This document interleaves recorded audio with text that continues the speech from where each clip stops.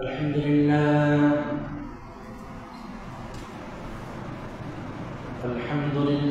نحمده ونستعينه ونستغفره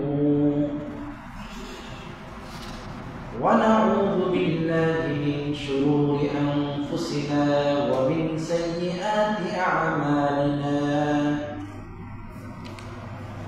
من يهده الله فلا مضل له ومن يضلله فلا هادي له ونشهد أن لا إله إلا الله وحده لا شريك له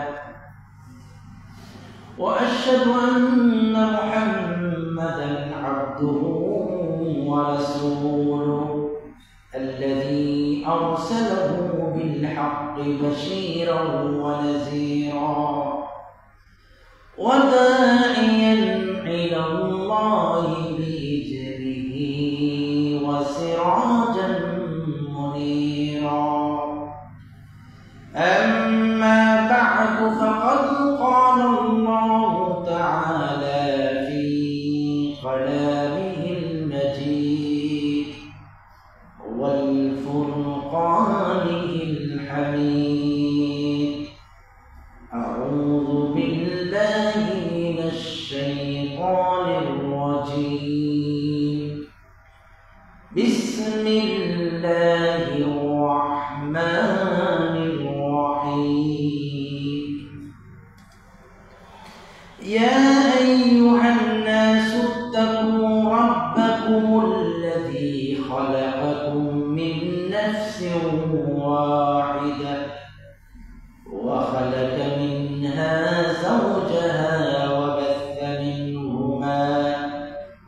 وبث منهما رجالا كثيرا ونساء واتقوا الله الذي تساءلون به والأرحام إن الله كان عليكم رقيبا ثم أما بعد فإن خير الحديث كتاب الله وخير الهدي هدي محمد صلى الله عليه وسلم وشر الأمور محدثاتها وكل محدثة بدعة وكل بدعة ضلالة وكل ضلالة في النار وقال الله تعالى أعوذ بالله من الشيطان الرجيم يا أيها الذين آمنوا أطيعوا الله وأطيعوا الرسول ولا تبطلوا أعمالكم وقال رسول الله صلى الله عليه وسلم من أحدث فيها أمرنا هذا ما ليس منه فهو رد যাবতীয় প্রশংসা মহান আল্লাহ সুবহানাহু ওয়া তাআলার জন্য।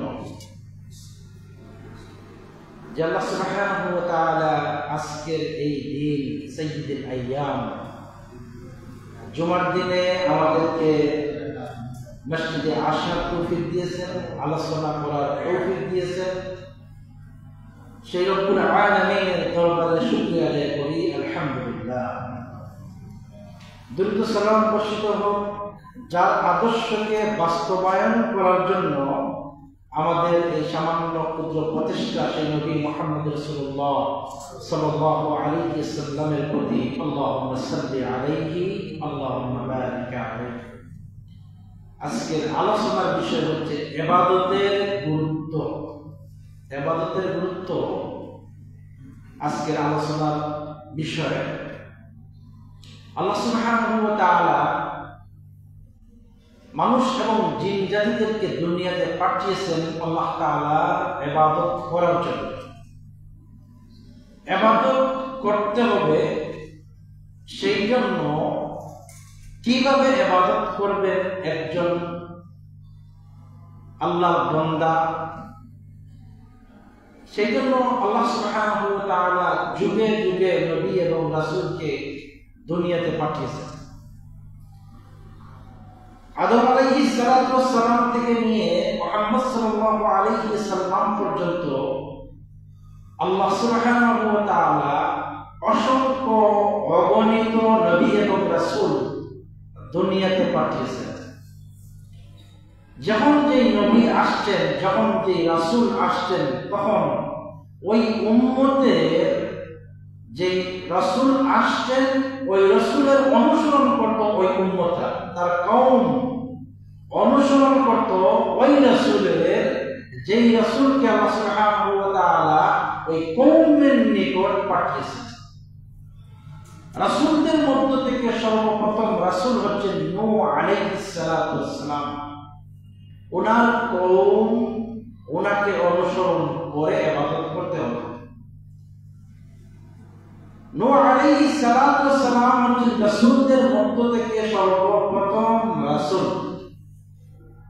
তারপরে শেষ রাসূল হচ্ছেন মুহাম্মদ রাসূলুল্লাহ সাল্লাল্লাহু আলাইহি ওয়াসাল্লাম। মধ্যখানে আল্লাহ সুবহানাহু ওয়া তাআলা আরো অসংখ্য অগণিত নবী এবং রাসূল পাঠিয়েছেন।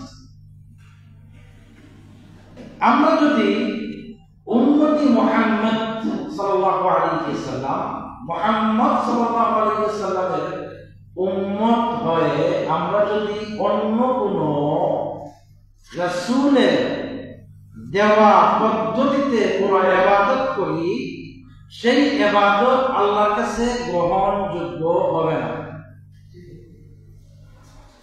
আমরা যদি মুহাম্মদ সাল্লাল্লাহু আলাইহি সাল্লামের অনুসরণ বাদ দিয়ে মূসা আলাইহিস সালাতু ওয়াস সালামের অনুসরণ করে ইবাদত করি, তাহলে সেই ইবাদত আল্লাহর কাছে গ্রহণযোগ্য নয়।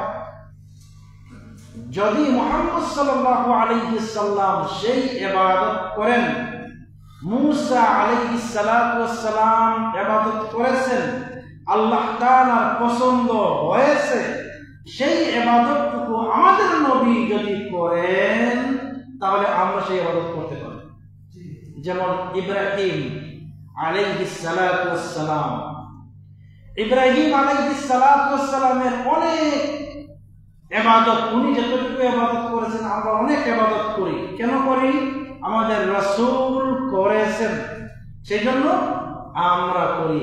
হজের, উমরা অনেক বিধান রয়েছে, কুরবানির বিধানগুলো রয়েছে। এই সমস্ত ইবাদত বিশেষ করে আপনার ইব্রাহিম আলাইহিস সালাতু ওয়াস সালামের সাথে জড়িত ছিল। ইব্রাহিম আলাইহিস সালাতু ওয়াস সালাম করেছেন, সেই ইবাদত আল্লাহ তাআলার পছন্দ হয়েছে, এই জন্য মুহাম্মদ সাল্লাল্লাহু আলাইহি সাল্লামকে আল্লাহ তাআলা সেই ইবাদত দিয়েছেন। মুহাম্মদ সাল্লাল্লাহু আলাইহি সাল্লাম ইবাদত করেছেন, সেই জন্য আমরা সেই ইবাদত করি। মূসা আলাইহিস সালাতু ওয়াস সালামের অনেক ইবাদত আমরা করি। উনি মূসা আলাইহিস সালাতু মানে উনার ইবাদত করি না, এটা আমার বলতে ভুল হচ্ছে। মূসা আলাইহিস সালাতু ওয়াস সালাম উনার কওমকে যে ইবাদতের পদ্ধতি দিয়েছেন, উনি যে আমল করেছেন, সেই আমলটি আমাদের রাসূল মুহাম্মদ সাল্লাল্লাহু আলাইহি ওয়াসাল্লাম অনেক আমল করেছেন, সেজন্য আমরা সেই আমলটুকু করি। মুহাম্মদ সাল্লাল্লাহু আলাইহি ওয়াসাল্লামের দেওয়া পদ্ধতি ছেড়ে দিয়ে আমরা যদি মূসা আলাইহিস সালামের পদ্ধতি ধরি, তাহলে আমাদের সেই ইবাদত, সেই আমল আল্লাহর কাছে গ্রহণযোগ্য হবে না। আমি বোঝাতে চাচ্ছি, মুহাম্মদ সাল্লাল্লাহু আলাইহি ওয়াসাল্লাম ব্যতীত অন্য কোন নবী এবং রাসূলের পদ্ধতি অনুসরণ করলে এই ইবাদত আল্লাহর কাছে গ্রহণযোগ্য নয়। এবার আসেন, আসমানি কিতাব হচ্ছে গিয়ে বিশেষ চারটি কিতাব, তাওরাত, ইনজিল, জাবুর, কুরআন মাজিদ, চারটা কিতাব রয়েছে। কেউ যদি কুরআনুল কারীম বাদ দিয়ে তাওরাত গ্রহণ করে, তাহলে তার সেটা গ্রহণ হবে না। তার এই ইবাদত, তার এটা পড়লে তার সওয়াব হবে না। কারণ আমাদের জন্য আল্লাহ সুবহানাহু ওয়া তাআলা কুরআন পাঠিয়েছেন। কুরআন রেখে দিয়ে তাওরাত যদি আমরা পড়ি সেটাও আমাদের জন্য নয়, সেটা গ্রহণযোগ্য হবে না।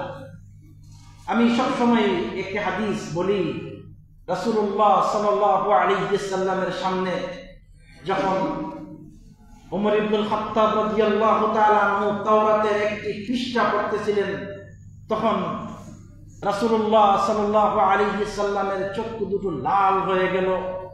আবু বকর রাদিয়াল্লাহু তাআলা আনহু ওমরকে বলছেন, হে ওমর, তুমি কি পড়তেছো?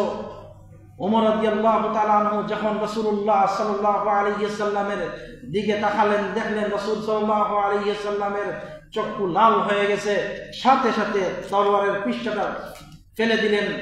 ওমর রাদিয়াল্লাহু তাআলা আনহুকে রাসূল সাল্লাল্লাহু আলাইহি ওয়াসাল্লাম বলছেন, হে ওমর, তুমি যেই পৃষ্ঠাটা আজকে পড়তেছো, যেই পাতাটা তুমি পড়তেছো, এই পৃষ্ঠা, এই তাওরাত যদি যেই নবীর উপরে নাজিল হয়েছে, সেই নবী যদি জীবিত থাকতেন তাহলে উনি আমার ইবাদত, আমার আনুগত্য না করে কোনো পথ ছিল না, উনি আমারই আনুগত্য করতে হতো।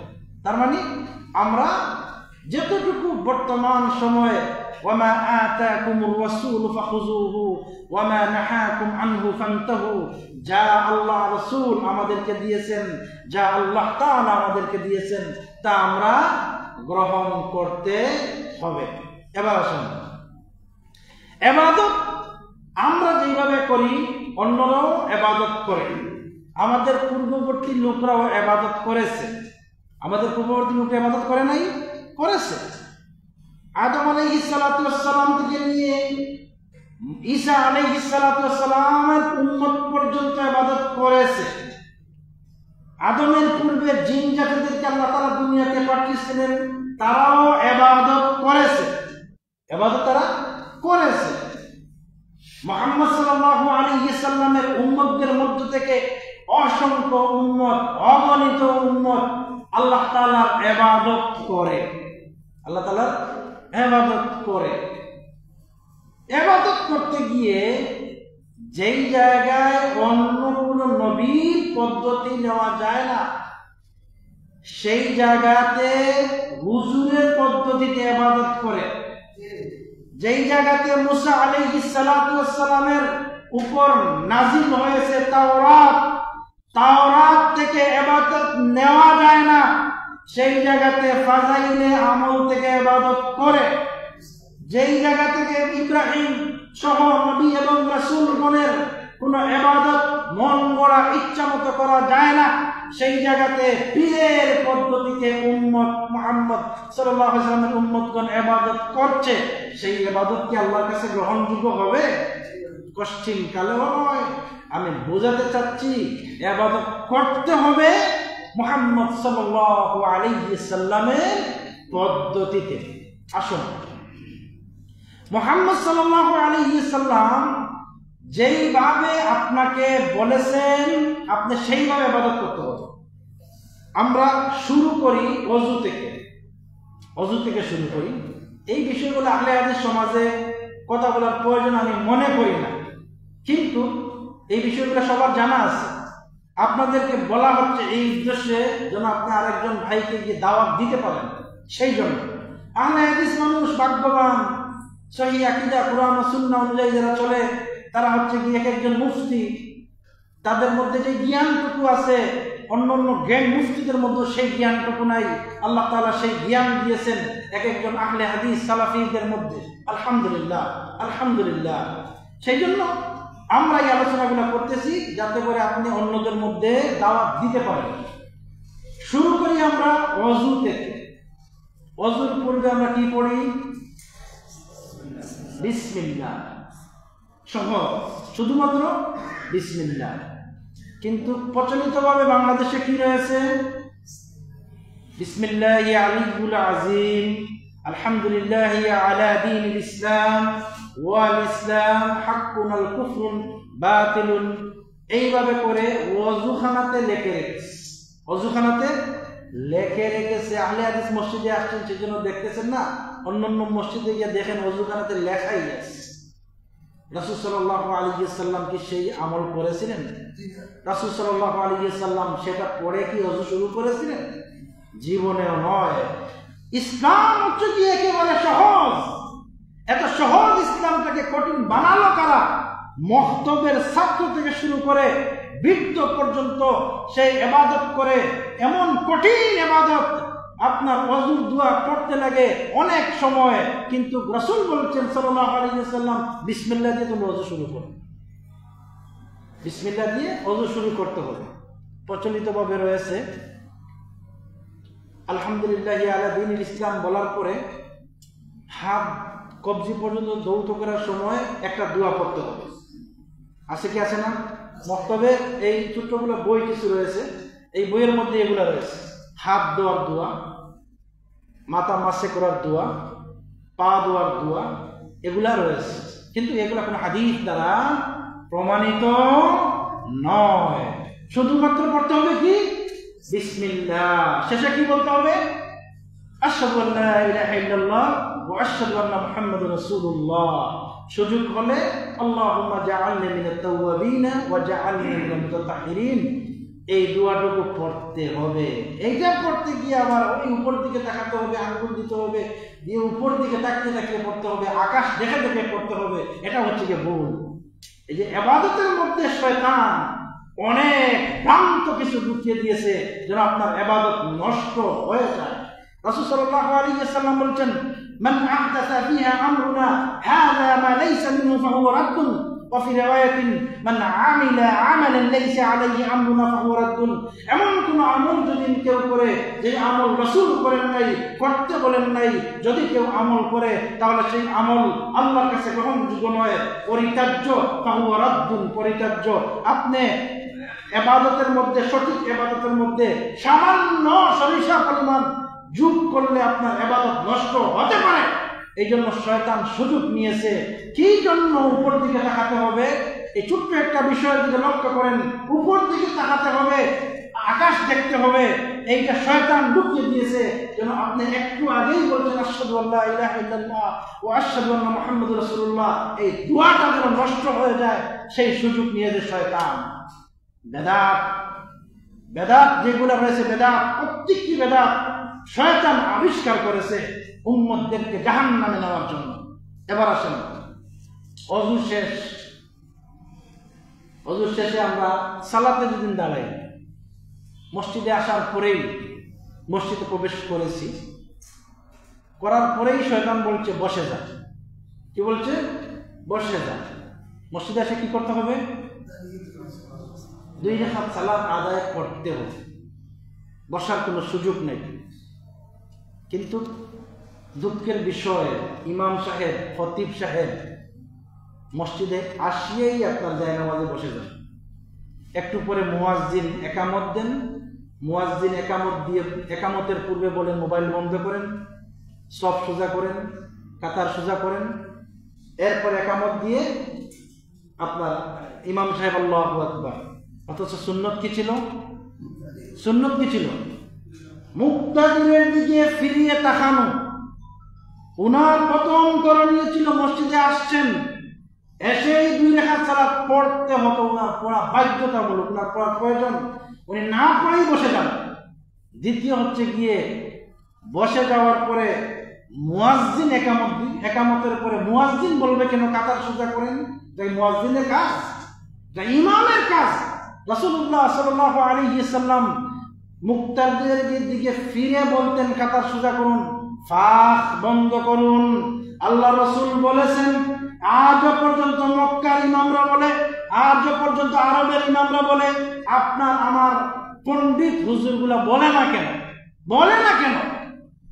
আল্লাহু আকবার বলেই খাড়া হয়ে যায়, মধ্যখানে দুইজনের মধ্যখানে এক হাত পাক থাকে। এই জন্য মহব্বত নাই একজনের প্রতি আরেকজনের, মহব্বত নাই একজন আহলে হাদিসের প্রতি আরেকজন আহলে হাদিসের যেই মহব্বতটুকু আছে, এটার একটা কারণ হচ্ছে গিয়ে আল্লাহ রাসূল বলেছেন কাতারের মধ্যখানের পাখা বন্ধ করো, তাহলে আল্লাহ তাআলা মহব্বত বৃদ্ধি করে দিবেন। আমি মনে করছি একজন আহলে হাদিসের প্রতি আরেকজন আহলে হাদিসের মহব্বতের মধ্য থেকে এটা হচ্ছে অন্যতম একটি কারণ। আলহামদুলিল্লাহ। ফাঁক বন্ধ করে তারা দাঁড়ায়, ফাঁক বন্ধ করে একজনের মধ্যে আরেকজনের ফাঁকা থাকে না।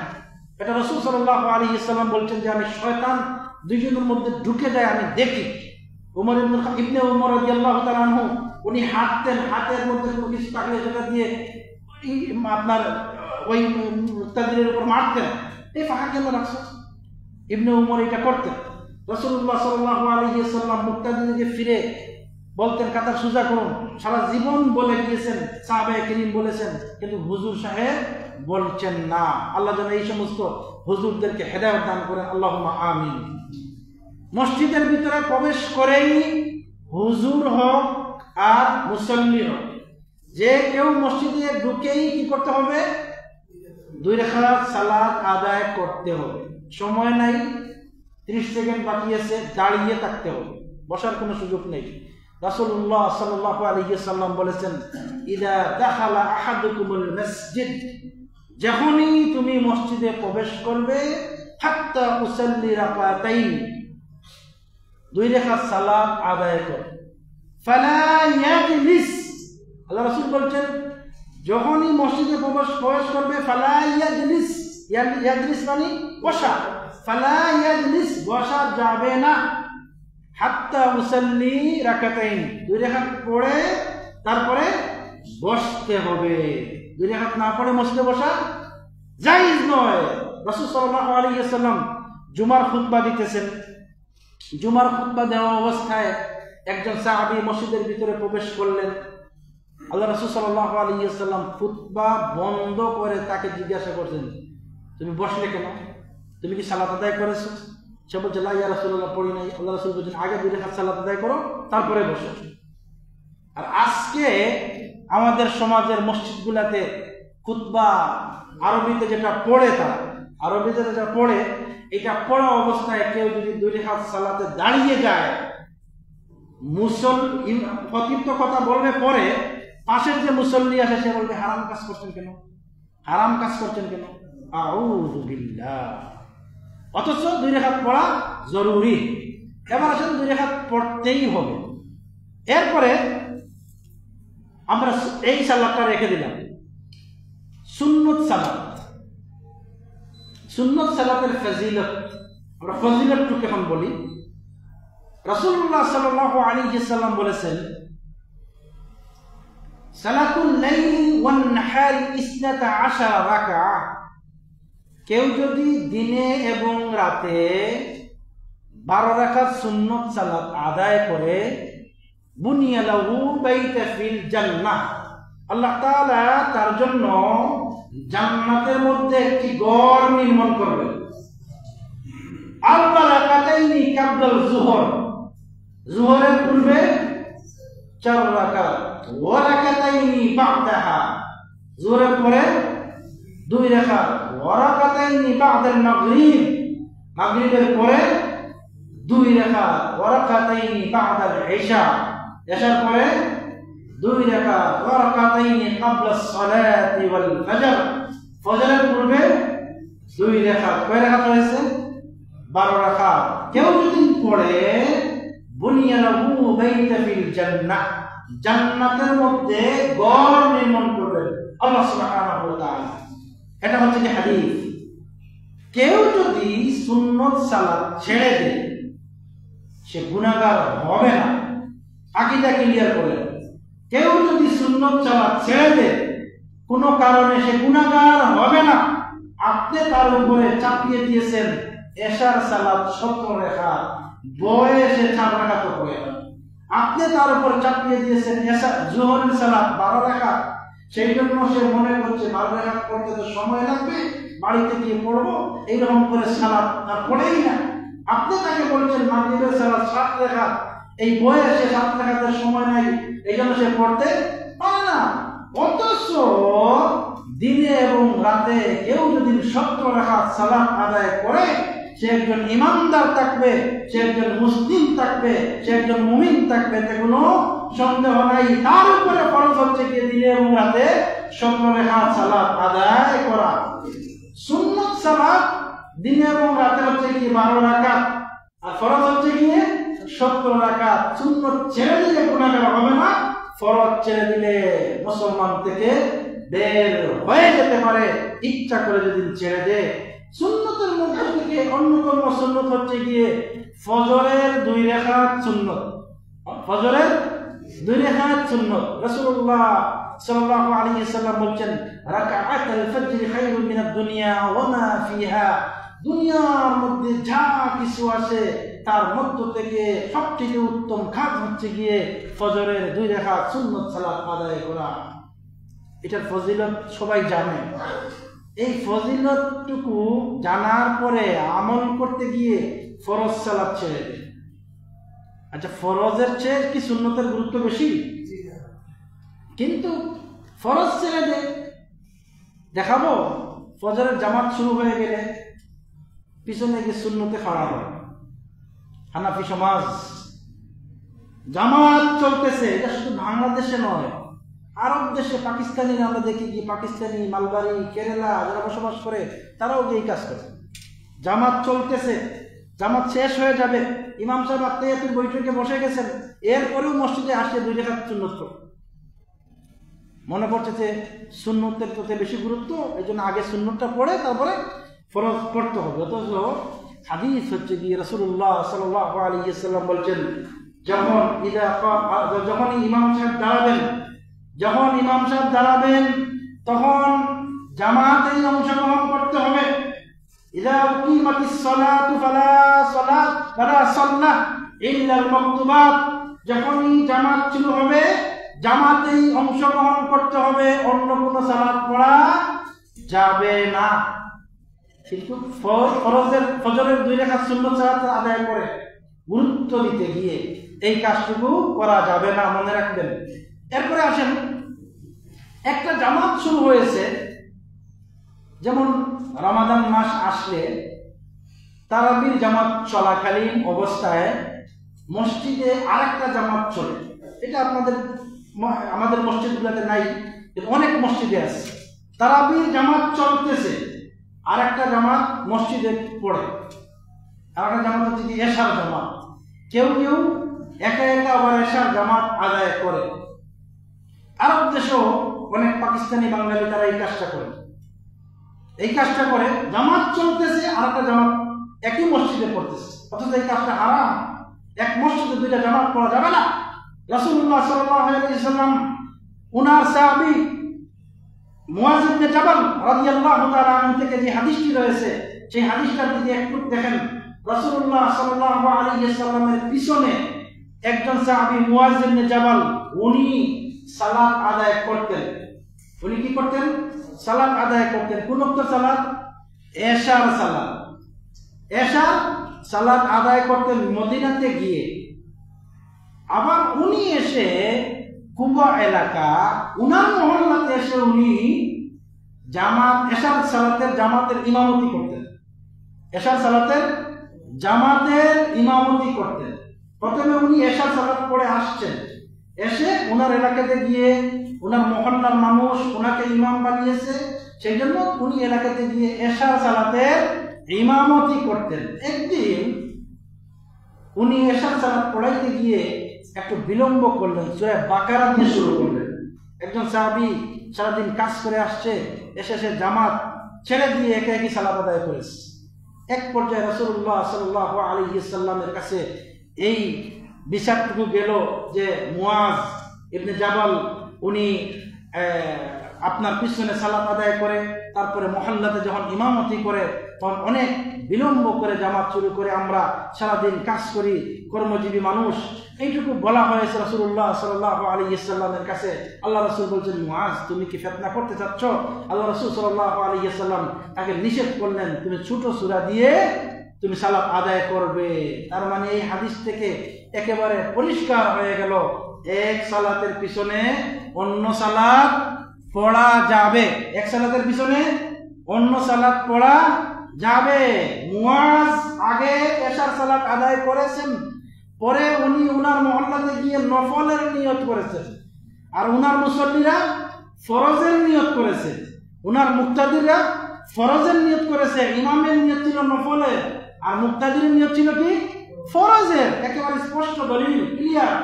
কেউ যদি আসরের সালাত পড়ে, আপনার যদি জোহর কাজা থাকে, ইন্নামাল আমালু বিন্নিয়াত, আপনি নিয়ত করলেন জোহরের, আর ইমামের নিয়ত থাকবে আসরের, আপনি জোহর পড়ে সালাম ফিরানোর পরে আপনি আবার আসর পড়তে পারবেন।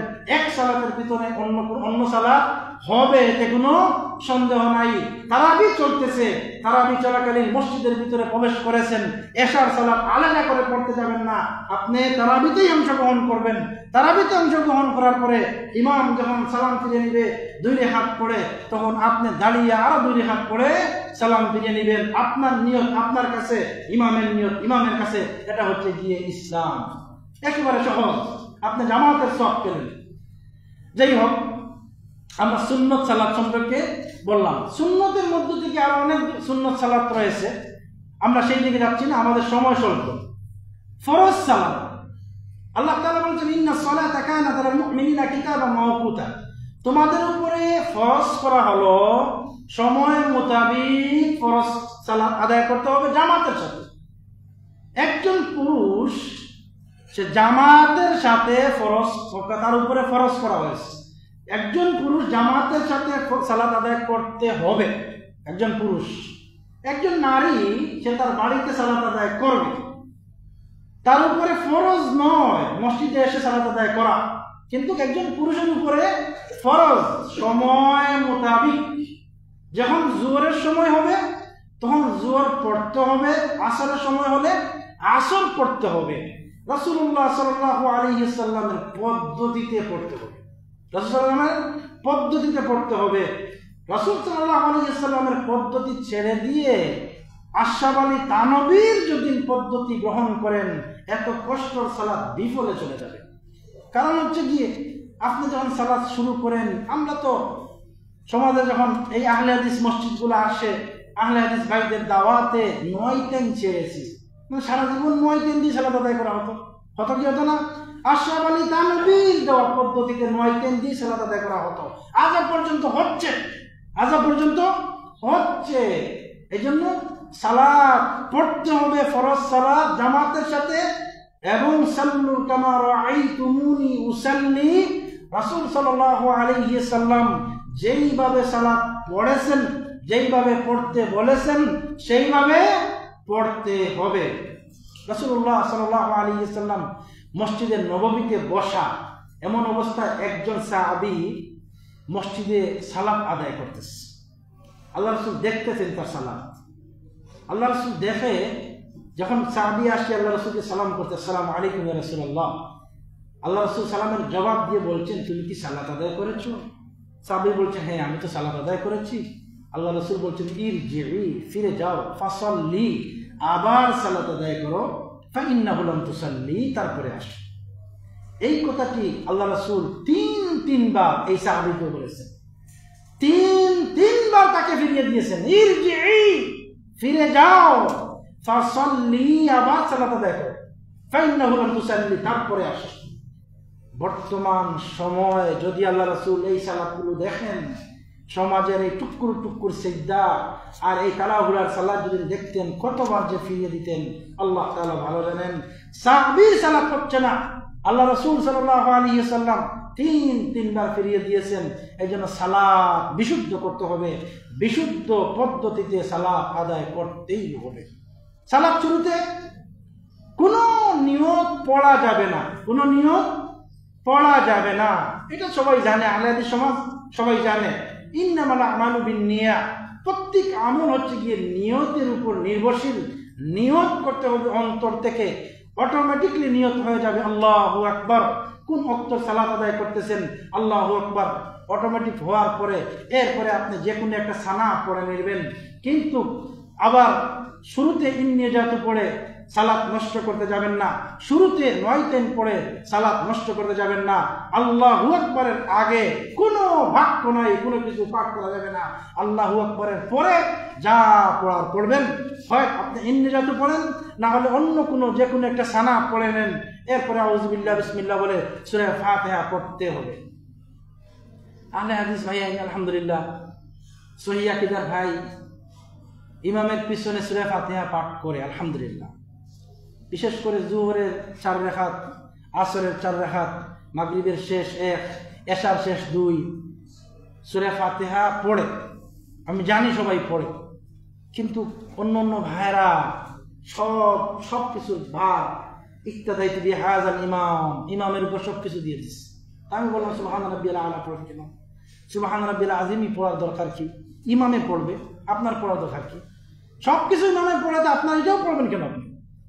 অথচ রাসূলুল্লাহ সাল্লাল্লাহু আলাইহি সাল্লাম বলছেন, লা সালাতা লিমান লাম ইকরা বিফাতিহাতিল কিতাব, ওই ব্যক্তির সালাতই হবে না যে সালাতের মধ্যে সূরা ফাতিহা পাঠ করলো না। সূরা ফাতিহা পাঠ করলো না। আপনি দেখেন কোন মুক্তাদিরের পাশে যদি আপনি দাঁড়ান, জোহরের সালাতের মধ্যে কোন হানাফি মুক্তাদির যদি হয়, সে চুপ করে বসে থাকবে, ইমাম পড়তেছে কি না পড়তেছে তার উপর বার দিয়ে বসে আছে, তার ঠোঁটই লড়তেছে না। অবশ্যই ঠোঁট নাড়িয়ে পড়তে হবে। মনে মনে, অনেক বলে মনে মনে বলি, মনে মনে পড়লে তিলাওয়াত বিশুদ্ধ হয় না, এই জন্য মনে মনে পড়া যাবে না। মুখ লাড়িয়ে ঠোঁট লাড়িয়ে আপনি পড়তে হবে।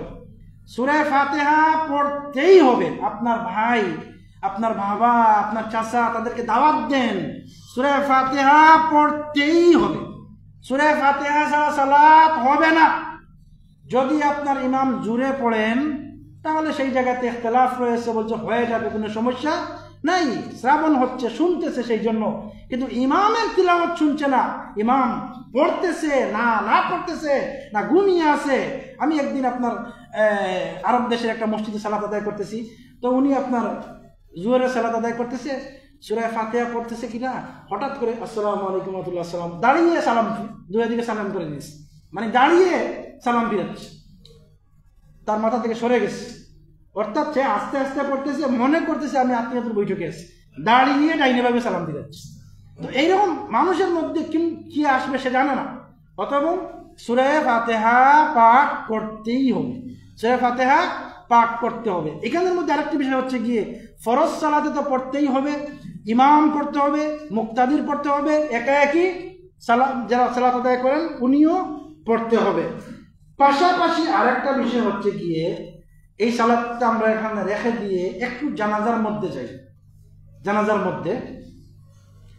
জানাজার সালাত, আমাদের দেশের মানুষ জানাজার সালাত আদায় করে কিন্তু সূরা ফাতিহা পড়ে না, জানেই না। 1000-এর মধ্য থেকে 5 জনে হয়তো জানে যে সূরা ফাতিহা পড়তে হবে, 995 জনে জানে না। অথচ তার বাবার জানাজার সালাত আদায় করছে, অথচ তার ভাইয়ের জানাজার সালাত আদায় করছে, অথচ তার মায়ের জানাজার সালাত আদায় করছে। অথচ সূরা ফাতিহা ছাড়া হানাফি মাযহাব অনুযায়ী, আমি জানি না হানাফি মাযহাব এইটা বলেছে কিনা, কারণ আমি ইরাকের হানাফিদেরকে প্রশ্ন করেছি এই বিষয় নিয়ে যে জানাজার সালাতে সূরা ফাতিহা পড়তে হয় কিনা। তারা এক কথায় বলেছে যদি না পড়া হয় সালাত জানাজা হবেই না। ইরাকের হানাফি, আমি প্রশ্ন করেছিলাম মিশরের হানাফিদেরকে যে জানাজার সালাতে সূরা ফাতিহা পড়তে হবে কিনা, তারা বলছে অবশ্যই পড়তে হবে, না পড়লে জানাজা হবেই না। সেই জন্য বলছি ইমাম আবু হানিফা রাহমাতুল্লাহি আলাইহি এরকম কিছু বলেছেন কিনা যে জানাজার সালাতের মধ্যে সুবহানাকাল্লাহুম্মা ওয়া বিহামদিকা ওয়া তাবারাকা ইসমুকা ওয়া জাল্লা সানাউকা ওয়া লা ইলাহা গায়রুকা, এইটা পড়ে জানাজার সালাত আদায় করো, এটা ইমাম আবু হানিফা বলেছেন কিনা আমি জানি না। বাংলাদেশের হানাফি মাযহাবের মধ্যে এটা রয়েছে, কিন্তু জানাজার সালাতে সূরা ফাতিহা পড়তে হবে, ওয়াল্লাহ পড়তে হবে, পড়তেই হবে। জানাজার সালাত বিশুদ্ধ হতে হলে সূরা ফাতিহা পড়তে হবে, এটা মনে রাখবেন। আরব দেশের মসজিদগুলোর সামনে জানাজার সালাতে কি কি পড়তে হবে তার একটা ব্যানার রেখেছে, একটা ক্যালেন্ডার রেখেছে, তার শুরুতেই লেখা আছে সূরা ফাতিহা পড়তে হবে, শুরুতেই আছে সূরা ফাতিহা পড়তে হবে। কিন্তু বাংলাদেশে সূরা ফাতিহা পড়ে না, আরে ফরজ সালাতেই পড়ে না, আর জানাজার সালাতে পড়বে। সেই জন্য জানাজার সালাত হোক, ফরজ সালাত হোক, যতগুলো সালাত রয়েছে সালাতের মধ্যে সূরা ফাতিহা পড়তে হবে। জানাজার সালাত নিয়ে যাতে করে কথা বলছি, তার মধ্যে একটা হচ্ছে গিয়ে জানাজার পূর্বে 9 দিন আদিয়া লিল্লাহি তাকবীরাতি সালাতুল জানাজাতি ফারদুল কিফায়াতি ওয়াসসানাউ লিল্লাহি তাআলা ইক্তাদাইতু বিহাযাল ইমাম মুতাহাজ্জিহান ইলা জাতিল কাবাতি শরীফাতি আল্লাহু আকবার, এখনো পর্যন্ত পড়ে। একটা ইমাম তাকবীর দিয়ে শেষ, সে পড়তেই আছে। এগুলা কিন্তু ইসলাম নয়। জানাজার সালাতের পূর্বে মাইয়ের পুরুষ না মহিলা এটাই আপনি যদি জানেন যে আমি একজন পুরুষের জানাজা আদায় করতেছি, আল্লাহু আকবার, এর বাহিরে আপনি কোনো কিছু পাঠ করা আপনি পাঠ করবেন না। যদি আপনি ইমাম হন আর যদি পুরুষের জানাজা পড়াতে হয় তাহলে মাথা বরাবর, মাইয়েতের মাথা বরাবর আপনি দাঁড়াতে হবে। যদি আপনি ইমাম হন, জানাজার সালাতের ইমামতি আপনি করবেন। আপনার বাবা মারা গিয়েছে, আপনি কেন মিলাদি হুজুরকে দিয়ে জানাজা পড়াতে হবে? আপনি কেন একজন বেদাতি হুজুরকে দিয়ে আপনার বাবার জানাজা পড়াতে হবে, আপনার ভাইয়ের জানাজা পড়াতে হবে? আপনি নিজে পড়াবেন, নিজে পড়াবেন। আপনি মাইয়াতের মাথা বরাবর দাঁড়াবেন ইমাম। যদি মহিলা হয় তাহলে বুক বরাবর দাঁড়াবেন। যে কেউ জানাজার সালাতের ইমামতি করতে পারবে। সূরা ফাতিহা পড়ার পরেই আল্লাহু আকবার, এক তাকবীর, দুরূদে ইব্রাহিম আল্লাহুম্মা সাল্লি আলা আল্লাহুম্মা বারিক আলা, এই দুইটা পড়ে আল্লাহু আকবার। তারপরে দুরুদ, দোয়া, আল্লাহুম্মা মাগফির লানা হাইয়িনা ওয়া মাইয়িতিনা ওয়া শাহিদিনা ওয়া গায়বিনা ওয়া সগীরিনা ওয়া কাবীরিনা, এই দোয়াগুলো পাঠ করে আরো কিছু দোয়া অ্যাড করবেন। এই দোয়াতেই শুধু সীমাবদ্ধ থাকবেন না, আরো কিছু দোয়া অ্যাড করবেন। রাসূল সাল্লাল্লাহু আলাইহি ওয়াসাল্লাম আরো কিছু দোয়া পড়েছেন। রব্বানা আতিনা ফিদ দুনিয়া হাসানা ওয়া ফিল আখিরাতি হাসানা, এই দোয়াটুকু পড়েছেন। আল্লাহুম্মা আতিনা মিনান নার, আল্লাহুম্মা আতিদ রিকাবানা ওয়া রিকাবা আবাইনা ওয়া উম্মাহাতিনা ওয়া আযওয়াজিনা ওয়া বানাতিনা মিনান নার, আল্লাহ রাসূল সাল্লাল্লাহু আলাইহি ওয়াসাল্লাম পড়েছেন। এগুলা পড়ে ডানে এবং বামে সালাম ফিরিয়ে নেবেন। এই জানাজা আপনার শেষ। এরপরে আবার নতুন করে আবার দোয়া করতে হবে। এইটা হচ্ছে গিয়ে বড় ধরনের বিদআত, জানাজার সালাতকে নষ্ট করার মতো একটি কাজ। আজ থেকে এক সপ্তাহ আগে আমার শ্বশুর মারা গিয়েছেন। তো আমার শ্বশুর মারা যাওয়ার পূর্বে ওয়াসিয়ত করে গিয়েছেন আমার ছেলে জানাজার সালাত আদায় করার। তো আমার ছেলে আহলে হাদিস আর আমার শ্বশুর হচ্ছেন গিয়ে ফুলতলি। এখন আপনার জানাজার সালাত পড়াতে গিয়ে আমার ছেলে সে পড়াইছে আলহামদুলিল্লাহ, ডানে এবং বামে সালাম ফিরানোর পরেই ইমাম সাহেব মাইকটা কেড়ে নিলেন, নিয়ে দোয়া শুরু করলেন। দোয়া করলেন আরো 2-3 মিনিট। তা আমি তো অবাক, কি একটা অবস্থা! এত সুন্দর করে জানাজার সালাত শেষ হলো, কিন্তু দোয়া আবার করতে হবে। এই দোয়া দিয়ে জানাজার সালাতকে অপমান করা হয়েছে, তাতে কোনো সন্দেহ নাই। ওয়ালা তুবতিলু আমালাকুম, আমল নষ্ট হওয়ার কারণ হচ্ছে গিয়ে এই বেদাতগুলা। এই বেদাতের কারণে আমল নষ্ট হয়ে যায়। আল্লাহ তাআলা বলছেন, ইয়া আইয়ুহাল্লাযীনা আমানু, হে ঈমানদারগণ, আতিউল্লাহ ওয়া আতিউর রাসূল, তোমরা আনুগত্য করো আল্লাহর, আনুগত্য করো রাসূলুল্লাহ সাল্লাল্লাহু আলাইহি ওয়াসাল্লামের। ওয়ালা তুবতিলু আমালাকুম, তোমাদের আমলগুলোকে তোমরা নষ্ট করিও না। আমল নষ্ট হয়ে যায়, আপনি জানেন না আমল নষ্ট হয়ে যায়। এত কষ্ট করে আপনি ইবাদত করছেন, এত কষ্ট করে ইবাদত করছেন, কিন্তু আপনার আমল নষ্ট হয়ে যাচ্ছে। আপনি একটু চিন্তা করছেন না, আপনি মনে করছেন যে বেশি করলে সমস্যা কি, কম করলে সমস্যা কি, এটা হচ্ছে কি আপনার সমস্যা। আপনি যদি না বুঝেন, আপনি বোঝার চেষ্টা করতে হবে। আমলের মাধ্যমে আমল নষ্ট হয়ে যায়। সংক্ষিপ্তভাবে যদি বলি, সালাতের পরে 33 বার সুবহানাল্লাহ পড়তে হয়। কেউ যদি বলে আমি 34 বার পড়বো, তার আমল নষ্ট হয়ে যাবে। এই 33 বার যত কষ্ট করে পড়েছে, এটা নষ্ট হয়ে যাবে। যত ধরনের আমল রয়েছে, এই আমলগুলা নষ্ট হয়ে যাবে। আপনার যুক্তি যে একজন মাইয়াতকে মাটি দেওয়ার পরে, কবরে রাখার পরে পড়তে হবে মিনহা খালাকনাকুম ওয়া ফিহা নুঈদুকুম ওয়া মিনহা নুখরিজুকুম তারাতান উখরা, আমি জানি পড়ে, আমার সামনে পড়তেছে, কিন্তু রাসূল সাল্লাল্লাহু আলাইহি ওয়াসাল্লাম জীবনেও বলেন নাই মিনহা খালাকনাকুম। এই আয়াত পড়ে পড়ে তোমরা মাটি দাও, দাফন করো। যদিও আয়াতের অর্থ ঠিক আছে, সবকিছু ঠিক আছে, কিন্তু রাসূল সাল্লাল্লাহু আলাইহি ওয়াসাল্লাম জীবনেও পড়েন নাই। আল্লাহ রাসূল বলছেন তোমরা বিসমিল্লাহি ওয়া আলা মিল্লাতি রাসূলিল্লাহ, রাসূলের মিল্লাতের উপরে দাফন করো, কবরের মধ্যে রাখো, আল্লাহ রাসূল বলেছেন। কিন্তু আপনার যুক্তি দিয়ে সেটা পড়লো না, আপনার যুক্তিতে আসলো মিনহা খালাকনাকুম ওয়া মিনহা নুখরিজুকুম।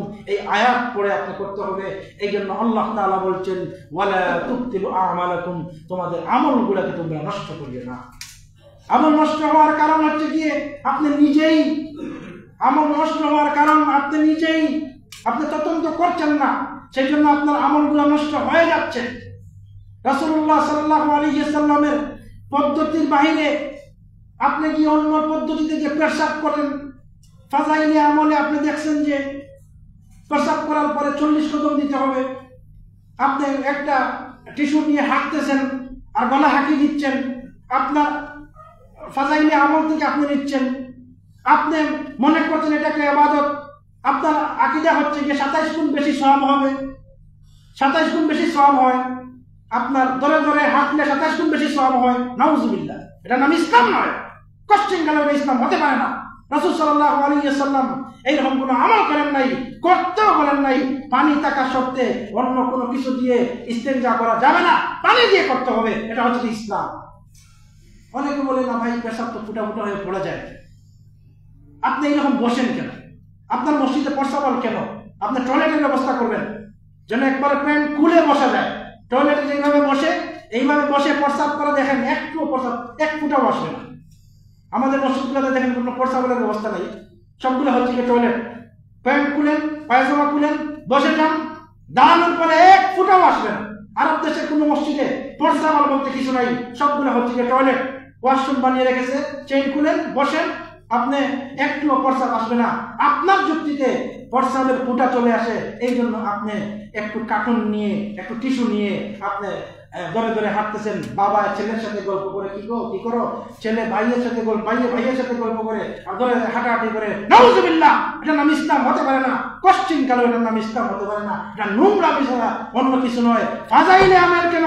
অন্য কোনো দুদিন বড় আল খান্নাওয়ালা 40 হাত লম্বা পাগড়ি বেঁধে দুদিন এই আমল করে, আল্লাহ রাসূল করেন নাই, সেই আমল আল্লাহর কাছে আপনার গ্রহণযোগ্য হবে না, এতে কোনো সন্দেহ নাই। ওয়ালা তুবতিলু আমালাকুম, আপনার আমলগুলোকে আপনি নষ্ট করবেন না। যেই আমল রাসূল সাল্লাল্লাহু আলাইহি ওয়াসাল্লাম করেছেন সেই আমল করার চেষ্টা করেন। আল্লাহ তাআলা বলছেন, ওয়া মা আতাকুমুর রাসূলু ফাখুযুহু, তোমাদের রাসূল তোমাদেরকে যা দিয়েছেন তা তোমরা গ্রহণ করো, যা দেন নাই ওয়া মা নাহাকুম আনহু ফান্তাহু, যা দেন নাই তা তোমরা বর্জন করো। আল্লাহ রাসূল যদি আমাদেরকে প্রস্রাবের উপরে ডেলা নিয়ে হাঁটা কথা বলেন, আমরা করতে বাধ্য হব। আর যদি না দেন, আজ থেকে এখন থেকে বর্জন করবেন ইনশাআল্লাহ। পাশাপাশি আপনার আত্মীয়স্বজন যারা আছে তাদেরকেও এটা থেকে দূরে রাখবেন। এটার নাম ইসলাম হতে পারে না।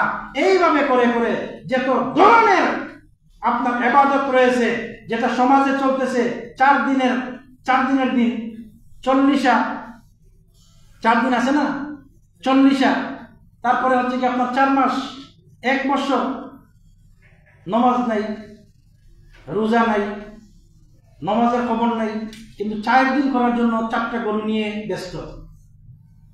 আল্লাহু আকবার। এই জন্য একজন বাবার উপরে দায়িত্ব তার সন্তানকে সুসন্তান হিসাবে গড়ে তোলা। একজন বাবা তার সন্তানকে সুসন্তান হিসাবে গড়ে তুলবে। একজন সন্তানের বিনিময়ে বাবা জাহান্নামে যেতে পারে, একজন সন্তানের বিনিময়ে বাবা জান্নাতে যেতে পারে। বাবা সন্তানের সাথে জড়িত রয়েছে, স্বামী স্ত্রীর সাথে জড়িত রয়েছে, বাবা মেয়ের সাথে, মেয়ে বাবার সাথে জড়িত রয়েছে। বিবাহর আগ পর্যন্ত একজন মেয়ে তার বাবার সাথে জড়িত। মেয়ে যদি কোনো গুনাহ করে, বাবা যদি সেটার বাধা না দেয়, বাবা সহ গুনাহগার হবে, বাবা সহ গুনাহগার হবে। স্ত্রী যদি গুনাহ করে, স্বামী যদি বাধা না দেয়, স্বামী স্ত্রীর সাথে স্বামীও গুনাহগার হবে। এইভাবে করে করে ছেলে গুনাহ করতেছে, সারাদিন গান বাজনার সাথে জড়িত, নাটক মুভি সিনেমার সাথে জড়িত। বাবা একটা দিনও বলে না বাবা এগুলো করিও না। এই বাবাও ওই ছেলের সাথে গুনাহগার হবেই হবে, এতে কোনো সন্দেহ নাই। শুধু সরকার জারিয়ার কথা জানেন, গুনাহের জারিয়ার কথা জানেন না? গুনাহের জারিয়া রয়েছে, সরকার জারিয়া রয়েছে। গুনাহের জারিয়া হচ্ছে গিয়ে কুসন্তান দুনিয়াতে রেখে যাওয়ার পরে এই কুসন্তান গুনাহ করলে আপনি যদি বাবা তাকে বাধা না দেন, মারা যাওয়ার পরেও গুনাহে জারিয়া কবরে ঢুকতে থাকবে, এতে কোনো সন্দেহ নাই।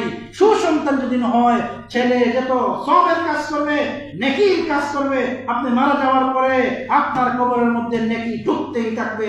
রাসূল সাল্লাল্লাহু আলাইহি সাল্লাম বলেছেন, সহিহ হাদিস। এবং ভাই আমল করেন, নিজের সন্তানকে গড়ে তুলেন কুরআন ও সুন্নাহর পথে। এমন কোনো আমল করতে যাবেন না যেই আমল করলে আপনি জাহান্নামে যেতে হবে। আমল করার মাধ্যমে জাহান্নামে মানুষ যাবে। রাসূলুল্লাহ সাল্লাল্লাহু আলাইহি ওয়াসাল্লাম বলেছেন যে কোন ব্যক্তি আমল করলো, এই আমল যদি হয়, আমার আমল না হয়, আমার পদ্ধতিতে না হয়, আমি আমল করি নাই, সে ইচ্ছা মতো করলো, এক জায়গাতে আছে ফাহুয়া রাদ্দুন, গ্রহণযোগ্য নয়, অন্য জায়গাতে আছে এই কাজটা হবে যে বিদআত, আর বেদাতের সর্বশেষ ঠিকানা হচ্ছে গিয়ে জাহান্নাম। আমল করে জাহান্নামে যেতে হবে, এর চাইতে আর খারাপ কি হতে পারে? আমল করে জাহান্নামে যেতে হচ্ছে, তাসবিহ নিয়ে গনে হাঁটে আর গনে, তাসবিহ নিয়ে হাঁটে গনে। আরে সমাজের মধ্যে আমি দেখে আশ্চর্য, আরে কে বললো দেখি আমল করতে হবে? তাসবিহ নিয়ে হাঁটে, ওয়াজ শুনে যাচ্ছে, তাসবিহ নিয়ে যাচ্ছে, পরসা বলে যাচ্ছে, তাসবিহ নিয়ে যাচ্ছে, রাজনীতি করতেছে, তাসবিহ নিয়ে যাচ্ছে। এই যে দেখবেন কয়েকদিন পরে রাজনীতি যারা নেতা খেতা আছে, এদের অন্যতম দুইটা পোশাক হাতে থাকবে, একটা হচ্ছে গিয়ে মাথায় টুপি, আর একটা হচ্ছে গিয়ে হাতে তাসবিহ। এই তাসবিহ দিয়ে মানুষকে কি করে দেখায় যে আমি একজন পরেজগার মানুষ। দেখানো ইবাদত, আল্লাহ গ্রহণ করার জন্য আল্লাহ বসে আছেন না? দেখানো ইবাদত, মানুষ দেখানো ইবাদত। এই তাসবিহ গুলার মাধ্যমে মানুষ দেখানো হয়। সুন্নত হচ্ছে কি হাতে তাসবিহ গণনা করা। রাসূলুল্লাহ সাল্লাল্লাহু আলাইহি ওয়াসাল্লাম জীবনেও তাসবিহ দানা দিয়ে তাসবিহ গণনা করেন নাই, জীবনে করেন নাই। রাসূল সাল্লাল্লাহু আলাইহি ওয়াসাল্লাম করেন নাই, সাহাবায়ে কেরিম করেন নাই। খায়রুল কুরুনি কারনি সুম্মা আল্লাযিনা ইয়ালুনাহুম সুম্মা আল্লাযিনা ইয়ালুনাহুম, এই শ্রেষ্ঠ যুগের মানুষ, স্বর্ণ যুগের মানুষ তাসবিহ দানা দিয়ে তাসবিহ গণনা করে নাই। হ্যাঁ, আপনার হিসাবে ভুল হয়, তাহলে আপনি তাসবিহ দানা নিয়ে গণনা করতে পারবেন। যেমন আমাদের এই ভাইয়ের হাতের এক হাত নাই, ওনার দ্বারা তাসবিহ জরুরি, উনি তাসবিহ নিতে পারেন। এইভাবে কোনো সমস্যা আছে, আপনি তাসবিহ দানা নিয়ে গণনা করতে পারেন। কিন্তু যেই দিন মনে রাখবেন আল্লাহ সুবহানাহু ওয়া তাআলা মুখ বন্ধ করে দিবেন, আল ইয়াওমা নাকতিমু আলা আফওয়াহিহিম ওয়া তুকাল্লিমুনা আইদিহিম ওয়া তাশহাদু আরজুলুহুম বিমা কানু ইয়াকসিবুন। যখন আল্লাহ তাআলা মুখ বন্ধ করে বলবেন, হাতকে জিজ্ঞাসা করবেন, হাত তোমার দ্বারা আমার বান্দা কি করিয়েছিল, জবাব দাও। হাতে বলবে, আমার দ্বারা তাসবিহ গণনা করেছে তোমার এই বান্দা। হাতে জবাব দিবে। মুখ বন্ধ করার পরে চোখকে জিজ্ঞাসা করা হবে, পাওকে জিজ্ঞাসা করা হবে, যেই জমিনে দাঁড়িয়ে আছেন জমিনকে জিজ্ঞাসা করা হবে তোমার দ্বারা কি করেছে। সেই অঙ্গ প্রত্যঙ্গ আল্লাহর কাছে জবাব দিবে। সেই জন্য তাসবিহ গণনা ছেড়ে দিয়ে হাত দিয়ে তাসবিহ গণনা করবেন ইনশাআল্লাহ। আমি আলোচনা শুরু করেছিলাম যে ইবাদতের গুরুত্ব, 10 ভাগের 1 ভাগও করতে পারিনি, 10 ভাগের 1 ভাগও করতে পারিনি। আল্লাহ তাআলা যেন আমাদেরকে সঠিক আমল করার তৌফিক দান করেন। আল্লাহ তাআলা যেন আমাদেরকে কুরআন ও সুন্নাহর পথে চলার তৌফিক দেন। আল্লাহুম্মা আমিন। আকুলু কওলি হাযা আস্তাগফিরুল্লাহ লানা ওয়া লাকুম ফাস্তাগফিরুহু ইন্নাহু হুয়াল গফুরুর রহিম।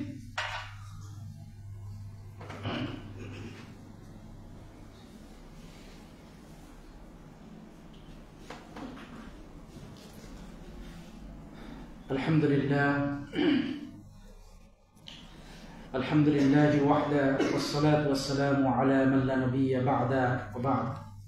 إن الله وملائكته يصلون على النبي يا أيها الذين آمنوا صلوا عليه وسلموا تسليما. اللهم صل على محمد وعلى آل محمد كما صليت على إبراهيم وعلى آل إبراهيم إنك حميد مجيد. اللهم بارك على محمد وعلى آل محمد كما باركت على إبراهيم وعلى آل إبراهيم إنك حميد مجيد. اللهم أعتدنا من النار، اللهم أعتد ركابنا من النار، اللهم أعتد ركابنا وركاب آبائنا وأمهاتنا من النار. اللهم ربنا آتنا في الدنيا حسنة وفي الآخرة حسنة وقنا عذاب النار. اللهم رب اجعلني مقيم الصلاة ومن ذرياتنا ربنا تقبل دعاء. اللهم ربنا اغفر لنا ولمن له حق علينا والجميع المسلمين والمسلمات. اللهم آمين. وصلى الله وسلم وبارك عليه وعلى آله وأصحابه أجمعين.